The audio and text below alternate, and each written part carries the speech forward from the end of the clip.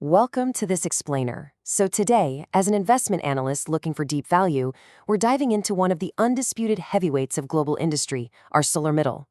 If you look around right now, the cars on the road, the skyscrapers towering over us, the bridges connecting our cities, there's a really good chance ArcelorMittal's steel is literally holding it all together. But we aren't just here to talk about how they make steel. We're going to perform a fundamental analysis of their operations and their valuation. In this explainer, we're unpacking their current financial snapshot, digging into their recent earnings, and breaking down their massive, long-term sustainability goals. It's an incredible story of heavy metal colliding with high finance, and it is absolutely fascinating. Which brings us to the million-dollar question, right? Can a massive legacy steel giant actually forge a highly profitable green future? This is the core tension defining ArcelorMittal as an investment right now. On one side of the scale, you've got the immediate market demand for robust cash flows, shareholder returns, and those quarterly earnings beats. On the flip side, you've got the stark reality of a massive, heavily capital-intensive transition to decarbonize. We're talking about an industry that is historically one of the absolute hardest to clean up. So how does a company balance paying out its shareholders today while simultaneously spending billions just to survive tomorrow? Well, let's find out. Here's our roadmap for this explainer. We'll hit the steel giant today, our Q1 2026 earnings breakdown, capital returns and buybacks, the green steel transition, safety and operational highlights, and finally, Wall Street's verdict. Section 1. The steel giant today, market snapshot and valuations. Okay, let's set the stage here. With their current market cap of $51.55 billion, trading at a recent share price of roughly $66.52. Looking right at their current valuation, they're trading at a price-to-earnings, or PE, ratio of 17.46.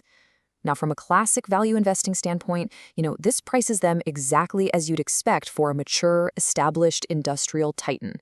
It tells us exactly how the market is valuing their baseline earnings power today. But as any good analyst knows, the real story is what happens when we factor their growth into the equation. Because when we put on our Peter Lynch analyst hat and factor in growth, a totally different story pops up. Their PEG ratio, that's price to earnings growth, is sitting at an incredibly attractive 0.50.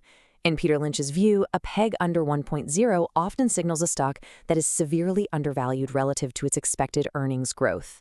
It really forces us to ask, is the broader market just completely underestimating ArcelorMittal's forward trajectory? Keep that in the back of your mind as we dive into their actual performance. Section 2. Q1 2026 earnings breakdown, expectations versus reality.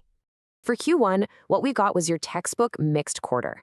On the bottom line, ArcelorMittal pulled off a nice earnings per share beat of 76 cents, edging past the consensus estimate of 72 cents. So they're squeezing out more profit per share than the street anticipated. But looking over at the top line, we've got a revenue miss. They brought in $15.46 billion. Now, sure, that's up 4.5% year over year, but it still fell pretty short of the $17.04 billion that Wall Street was forecasting. So essentially, we're seeing tighter profitability, but slightly softer overall sales volume than expected. But you know what gets really interesting when you dig into the sequential performance? Just look at this leap from the end of 2025 to the first quarter of 2026. While the sequential sales growth was, modest, ticking up from $14.97 billion to $15.45 billion, the operating leverage was absolutely immense. Operating income more than doubled, jumping from $327 million to $753 million. EBITDA also caught a really healthy bump up to over $1.67 billion. Management chalks the strong sequential improvement up to way better performance in their downstream businesses. They're basically becoming far more efficient at converting revenue into actual tangible operating profit. Section 3. Capital returns and buybacks. Rewarding shareholders. So despite missing on top-line revenue, management's operating income is so strong, they're incredibly confident in executing their capital structure strategy. In fact, they've officially kicked off the second tranche of their 2025 to 2030 share buyback program. And listen, this isn't just some short-term stock price manipulation tactic. It serves a deep strategic purpose that institutional investors absolutely love. First off, it actively shrinks their overall share capital, which mathematically concentrates the ownership value and the owner earnings for existing shareholders. Secondly, it's an elegant way to meet their ongoing obligations for employee share programs without diluting the stock. It's a very confident use of cash in an undeniably capital-intensive environment. Section 4. The green steel transition. The long-term operational moat. We're pivoting now from those immediate cash metrics to the heavy-duty decarbonization strategy. This is the stuff that will dictate whether ArcelorMittal maintains its economic moat, which is, of course, a legendary Warren Buffett investing criteria, for the next 50 years. I really want to anchor this pivot with a quote straight from CEO Aditya Mittal, taken from their 2025 sustainability report. He said, "Ultimately, sustainability for ArcelorMittal is about running a good business. Trends may shift, but sustainability remains central to how we lead."